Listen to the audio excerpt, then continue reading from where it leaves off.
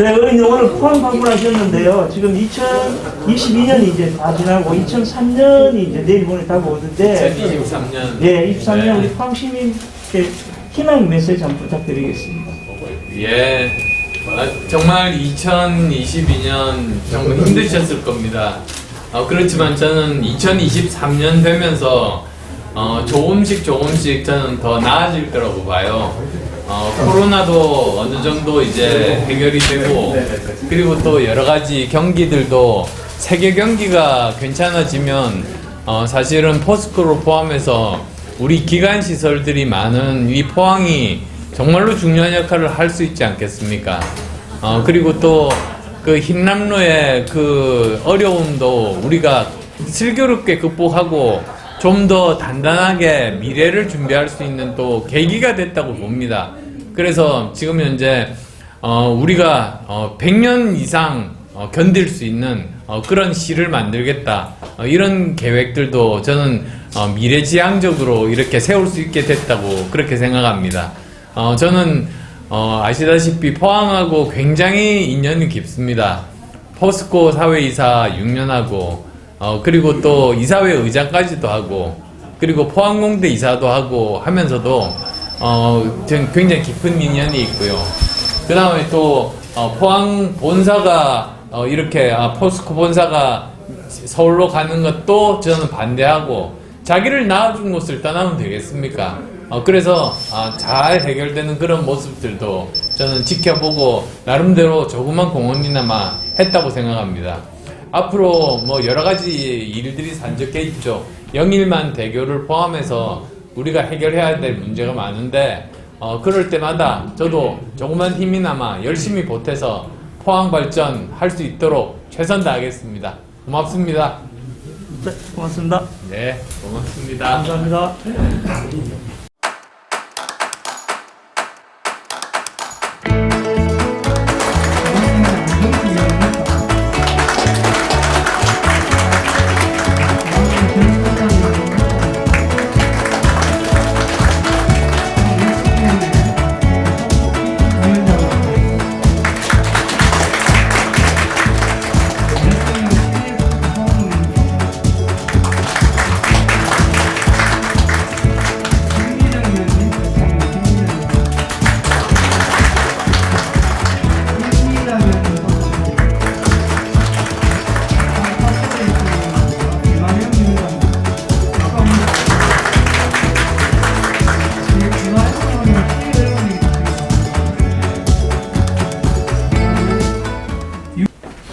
예, 이것으로 뭐 소개에 빠진 분들 계십니까?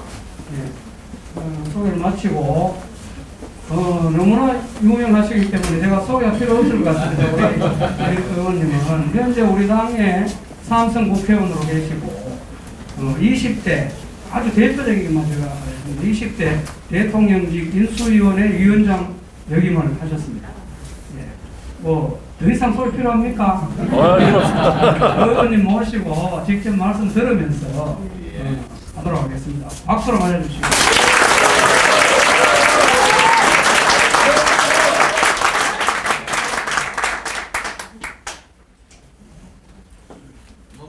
마이크 필요할 것 같지 않은데요?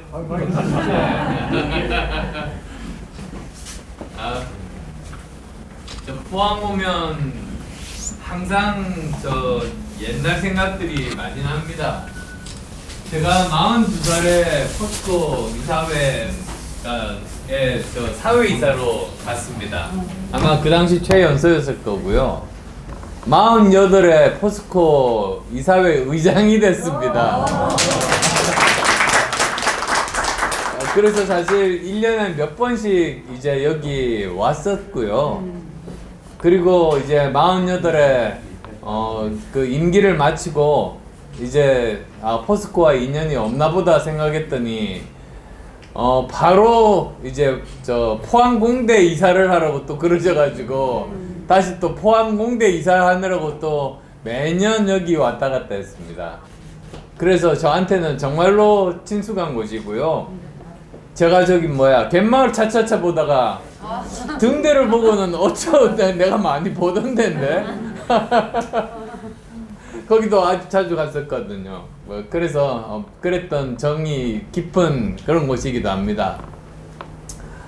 아, 그리고 또 제가 경북 영주 사람입니다. 많이 모르시더라고요.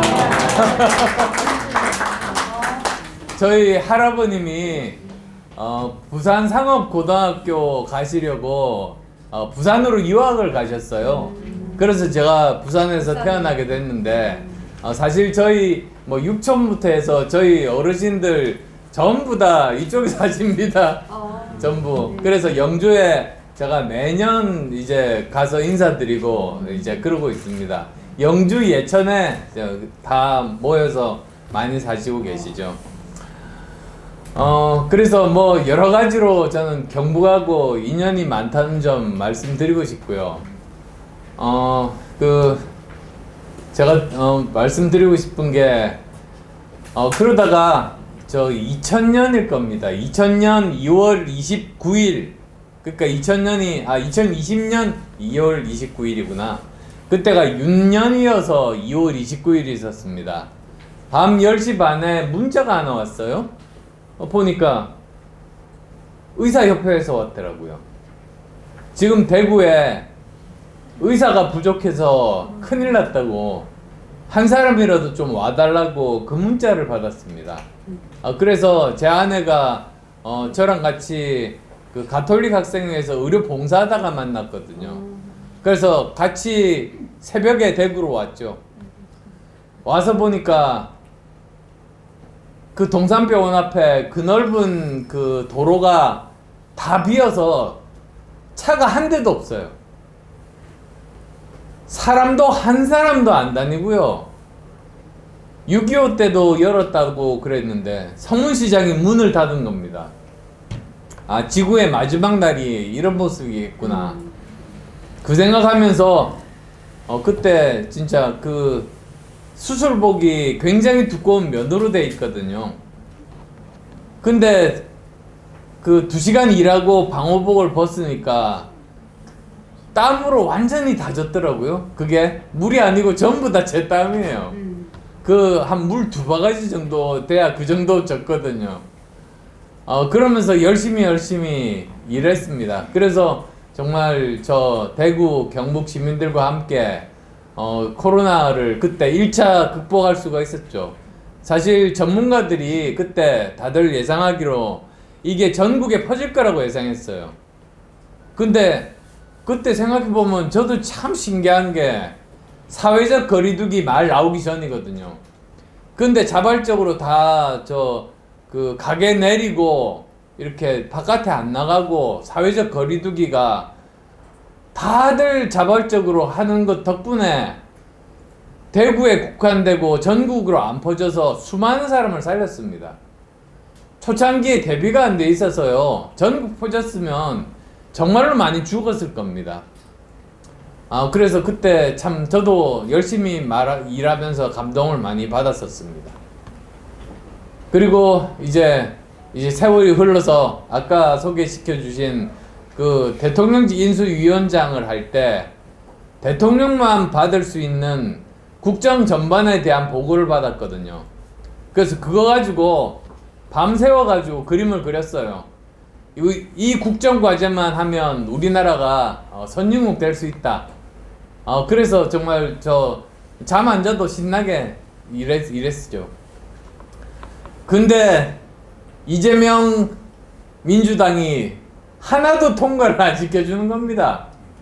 원래 우리나라 전통이 여소야대 많았죠. 근데 대통령이 당선되면 첫 해는 아무리 야당이라고 해도 개혁의 골든타임을 주는 게 우리나라 전통이거든요.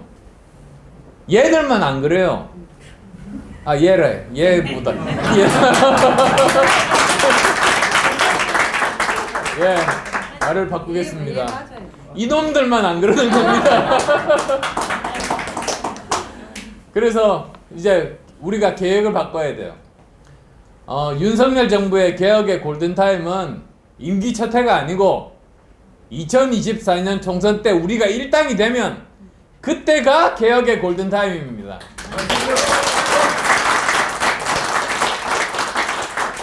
그래서 그때 고생해서 그린 그림대로 하면 인정받아서 정권 재창출할 수 있고요.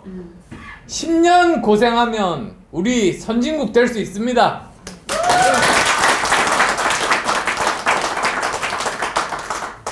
그래서 제가 고민하다가 결심했어요.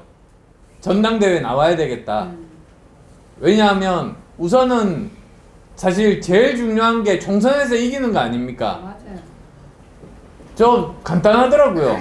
누구를 대표로 뽑을 것인가 고민할 필요가 없는 게 누가 표를 한 표라도 더 가져와서 총선에서 이길 수 있는가, 그게 제일 중요한 기준 아니겠습니까?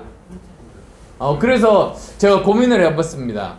저도 이제 선수로 뛰려면 어떻게 하면 표를 많이 가져올 수 있을 것인가, 그걸 제가 알고 있어야 되잖아요. 파악하고 있어야 되지 않습니까? 저 나름대로 이제 다른 분들은 또 다른 쪽으로 정리를 하셨겠지만 저는 세 가지가 중요하다고 생각했어요. 첫 번째, 이번에 뽑힐 우리 당의 당대표는 변화와 혁신의 그 상징이 돼야 된다.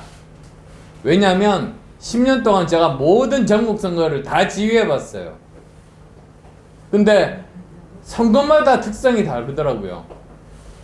대통령 선거는 대선 후보들만 비교합니다. 근데 총선은 당대표끼리 비교합니다. 그래서 당대표 중에서 누가 더 변화와 혁신을 할 사람인가, 그쪽에 표를 더 많이 주게 되거든요. 근데 만약에 이재명이 그때까지도 살아남는다, 그러면 저는 더 좋아요. 제가 지역구가 대장동이거든요. 제 집이 백현동입니다. 그래서 제가 이재명 잡으려고 그때 딱 그 5월 30일인가요? 저 대통령 인수위원장 임기 마치자마자 이제 선언을 했어요. 거기 이제 갈 거라고. 그랬더니 바로 그 다음날 인천으로 달아나더라고요. 자기 집이 있는데 거기 집도 놔두고 달아났어요. 근데 저도 경상도 남자라 성질 나가지고 인천으로 달려갔어요. 쫓아갔죠. 그래서 거기서 막 외쳤습니다. 우리 동네에서 도망친 아저씨 찾으러 왔다고. 근데 보니까 이재명이 계획이 있었던 거예요. 자기는 유세 하나도 안 해도 당선될 지역이라고 생각하고 전국 다니면서 민주당 유세를 하려고 했던 거예요. 많이 당선시키려고. 근데 뭐 제가 그거 그대로 두면 되겠습니까? 그래서 제가 열심히 거기에 지원 유세 여러 번 갔거든요. 그랬더니 신문에서 보셨겠지만 우리 당 후보와 격차가 막 줄어드는데, 이 사람이 아시는 분도 계시나? 이 사람이 겁이 굉장히 많아요. 눈도 작고요. 그 눈 작은 사람한테 죄송합니다. 근데 겁이 많아가지고 자기 지역에서 못 나왔어요. 떨어질까봐. 그래서 발을 묶어놨습니다. 그리고 저는 저대로 거기뿐만 아니고 경기도, 서울, 그 다음에 또 인천까지 수도권에 13일이죠. 본 선거일이 13일인데 지원 유세를 50번 했습니다. 근데 이렇게 계산해보면 아시겠지만 제 선거 유세 거의 못하고 다른 사람 도와주는 유세를 대부분 했거든요. 그래서 예를 들면 경기도에 군포시라고 있어요. 혹시 가보신 분은 아시겠지만 거기는 30, 40대만 거의 삽니다. 우리 당 시장이 한 번도 당선이 안 된 곳이에요. 근데 거기 제가 3번 갔거든요. 지원 유세하러. 200표 이겼습니다.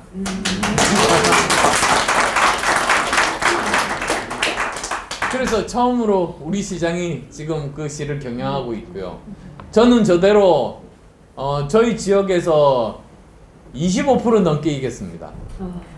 그러니까 아시죠? 수도권은 1, 2% 승부거든요. 근데 제가 열심히 다른 분들 돕는 걸 보고 이제 지역 주민들께서 저를 거의 더블 스코어로 이기게 만들어 주신 거예요. 그래서 지금도 저희 지역 주민이 이렇게 앞에 지나가시면 제가 막 뛰어가서 90도로 절하고 있습니다. 근데 그래서 첫 번째 이제 이번 당대표 기준은 민주당 대표에 비해서 변화와 개혁을 상징하는 사람이, 그게 우리가 더 표를 많이 받을 수 있다. 이제 그 말씀 드리고 싶고요. 두 번째는 뭔가 생각해 보니까 중도표 2030표인 거예요. 여기 2030 분들도 많이 계신데, 근데 우리가 50% 지지율 이상만 되면 무슨 걱정이겠어요? 중도표 필요 없습니다. 우리만 가지고 이기지.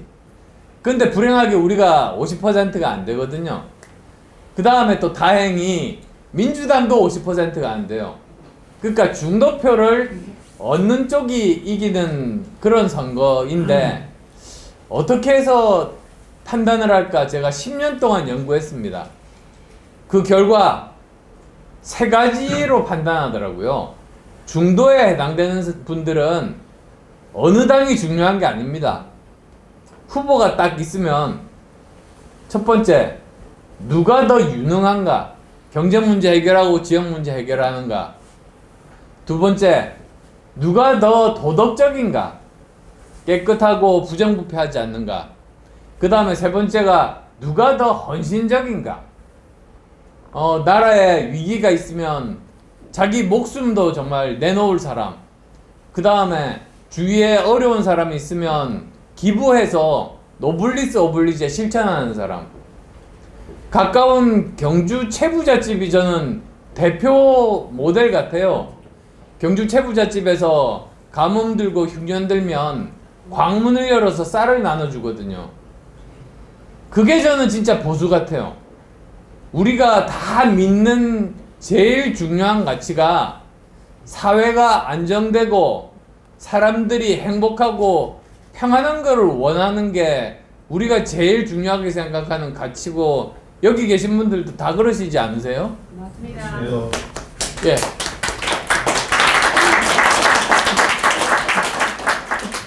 근데 정말 그러기 위해서 사람들이 굶어 죽고 폭동 나기 전에 쌀을 나눠 주시는 게 그게 경주 채부잣집인 것처럼 저도 나름대로 저는 그런 일들을 쭉 해왔거든요.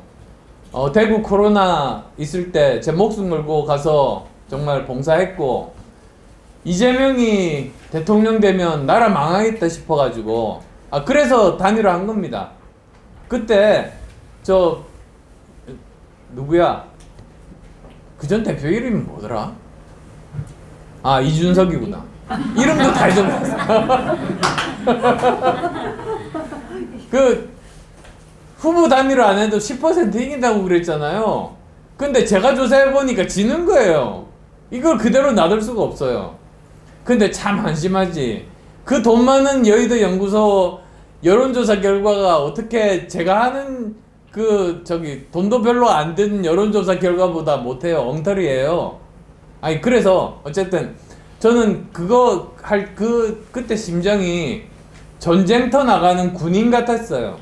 우리나라 살리려고 저는 제 몸을 던진 거거든요. 그 다음에 또 제가 V3를 만드는 안랩이라는 회사를 만들었는데요. 그 지분 절반을 기부를 했습니다.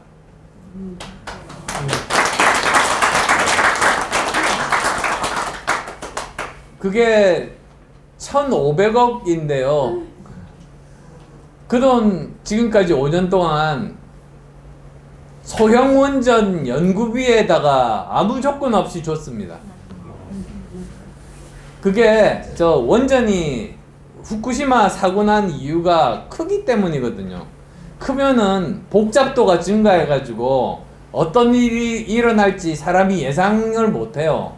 그래서 사고가 나는데, 요즘 나오는 소형 모듈러 원전, 영어로 SMR은 사이즈를 줄여서 간단하게 만들어서 사고가 안 나게 만든 거예요. 제일 대표적인 게 핵 잠수함이 소형 원전으로 움직이거든요. 전 세계에서 50년 이상 핵 잠수함이 정말 수백 대가 돌아다녀도 사고가 하나도 안 난 이유가 작아서 그래요. 간단해서 미리 예측이 가능하고 미리 그 사고를 방지할 수 있어요. 근데 그 연구비를 문재인 정부가 끊어버린 거예요. 그러면 이거 미래 먹거리고 정말 우리 전기요금 낮추기 위해서 필수적인 건데 이걸 끊어버리면 안 되겠다 싶어서 나라에서 안 주면 저라도 줘야 되겠다 해서 거기다가 기부를 했습니다. 특허도 교수님한테 드리고 다 했어요. 그래서 이제 정말 다행히 정권 교체가 돼서 이제 이 연구 내년부터는 정부에서 지원 받겠죠. 저는 그래서 그런 저 나름대로 정말 나라 위기 때 저는 제 목숨 실제로 바치는 각오로 일을 했고, 그 다음에 또 정말 어려운 사람이나 중요한 일에는 아낌없이 제 재산 기부하고 이런 것 때문에 중도에서 표를 많이 받았습니다. 근데 여기 계신 정말 신뢰가 가는 우리의 국민의힘 당원들과 제가 그 중도표를 모으면은 저는 50% 넘고, 그러면 우리 총선에서 이길 수 있다고 봅니다.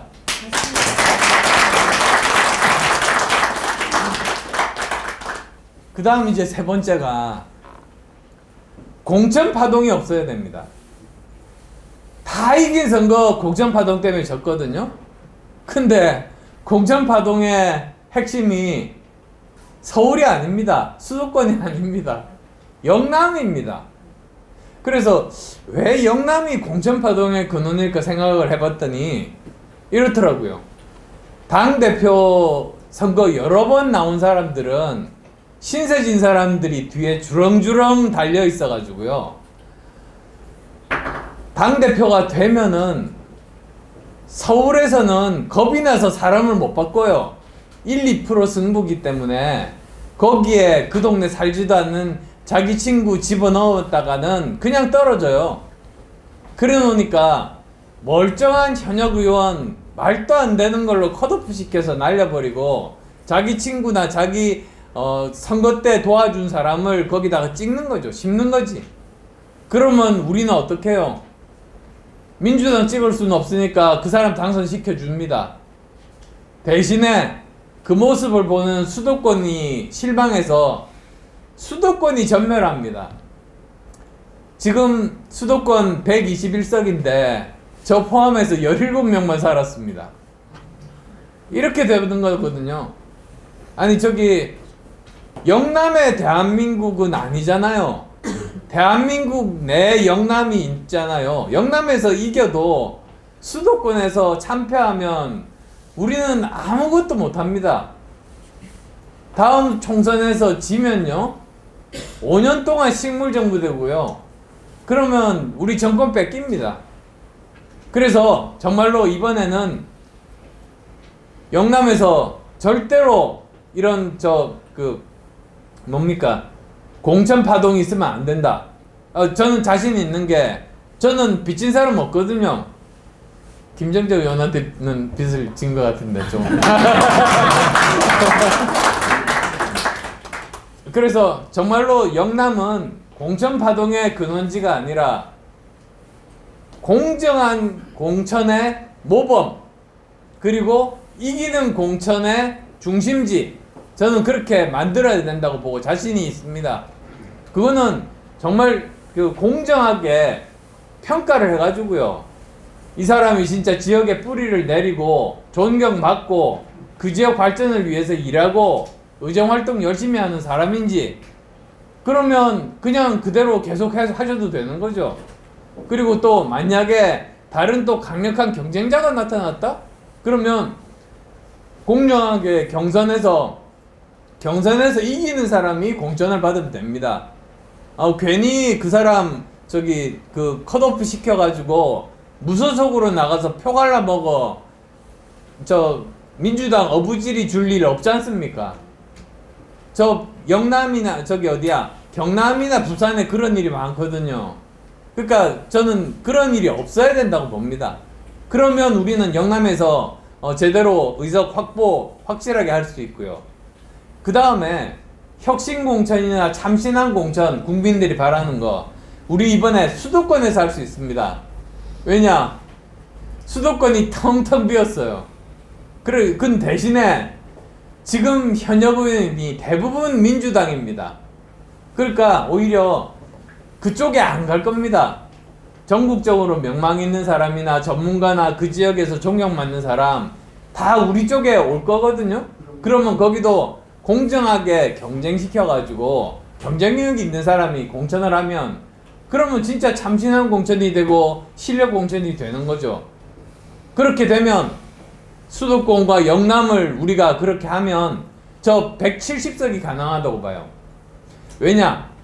지금 115석인데 17석이 수도권이거든요. 그러니까 수도권 빼면 우리가 지금 100석을 갖고 있어요. 다음 총선 때 만약에 우리가 수도권 빼고 현상 유지만 하면 100석이잖아요. 그 다음에 수도권 120일 중에 아니 우리가 목표를 절반 이상은 해야 되지 않습니까? 그러면 절반 이상 그럼 70으로 치죠. 그러면 70에다가 100을 더하면 170석인 겁니다. 그렇게만 되면 이제 제2의 골든타임 찾아오고 우리가 다시 정권 재창출하고 대한민국 선진국 될 수 있다. 저는 그렇게 믿습니다. 네, 고맙습니다. 말씀 잘 들었고 혹시 우리 당원들 중에서 전에 말씀드린 대로 포항에 우리 의원님께서도 또 관사 맡아서 지금 우리 연일만 대교 하고 또 아이, 그럼요. 수생 고속철 이런 부분들 그리고 포스코가 지금 이제 어쨌든 우리 광양에가 많이 지금 투자를 하고 있고 또 광양 쪽에 많이 치우치는 느낌이 많은데 이런 부분에서 어쨌든 포항의 인생 속에서 어쨌든 우리 포스코라는 게 대한민국 경제 부흥을 일으키고 또 이게 포항공대가 이 부분에 대해서 우리 포항에가 지금 인구가 50에서 자꾸 줄고 있고 또 우리 포항에 또 앞으로 우리 흰남노로 인해서 상당히 힘든 그런 과정을 겪고 있습니다. 그런 부분에 대해서 우리 당 대표가 되신다면은 좀 적극적으로 우리 대한민국의 경제 부흥의 중심지인 우리 포항, 또 포항 인생 속에서 어쨌든 포스코가 엄청나게 성장하고 광양이라는 어떤 제조소가 지어졌지 않습니까? 그럼 또 포항에 대한 어떤 역할들을 포스코에서 좀 해줄 수 있도록 큰 힘을 좀 보태주시기 부탁드리고요. 연일만 되게 우리 의원님 추진하는 거 뒤에서 좀 팍팍 밀어가지고 빠른 시간에 재개될 수 있도록 해주시고 그런 부분들에 대해서 좀 포항에 대해서 많은 신경을 좀 써주시기 부탁드리겠습니다. 물론입니다. 저희들도 의원님하고 해서 많은 응원하겠습니다. 고맙습니다. 말만 계세요. 의원님 대표로 말씀하셨으면 됐습니까? 그럼 우리 의원님이 먼저 저 앞에 나가고 계시면은 한번 손 한번 잡고 응원해 주시고 사진도 한번 찍어드리겠습니다. 어제는 우리 파이팅! 우리 빌었어가지고 아이고 오른손 그럼 제가 막 당신 생략하고 안철수 세번 내주는 자 안철수! 안철수! 안철수! 안철수! 예, 감사합니다. 김정재! 김정재! 김정재! 김정재!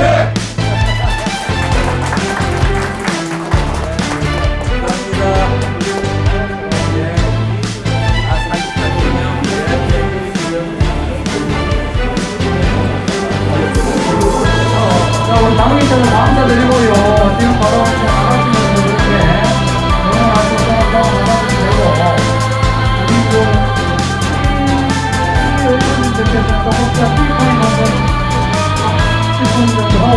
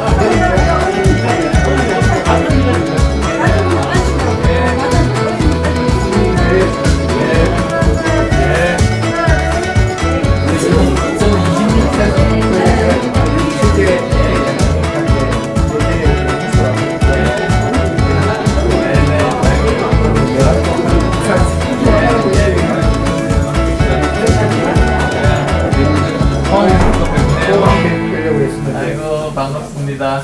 예. 예, 고맙습니다.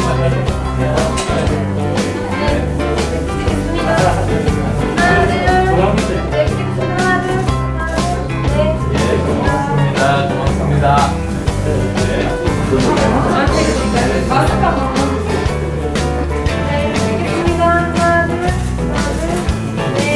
감사합니다. 네,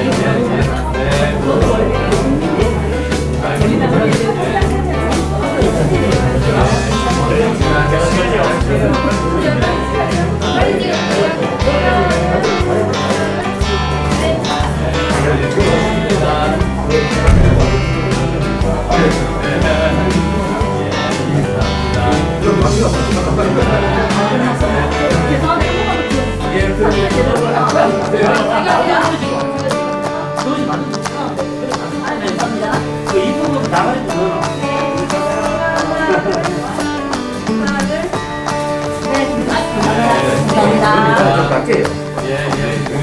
감사합니다.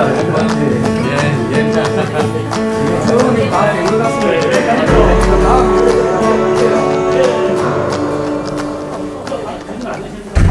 앞으로 뭐 여러 가지 일들이 산적해 있죠. 영일만 대교를 포함해서 우리가 해결해야 될 문제가 많은데 그럴 때마다 저도 조그만 힘이나마 열심히 보태서 포항 발전할 수 있도록 최선 다하겠습니다. 고맙습니다.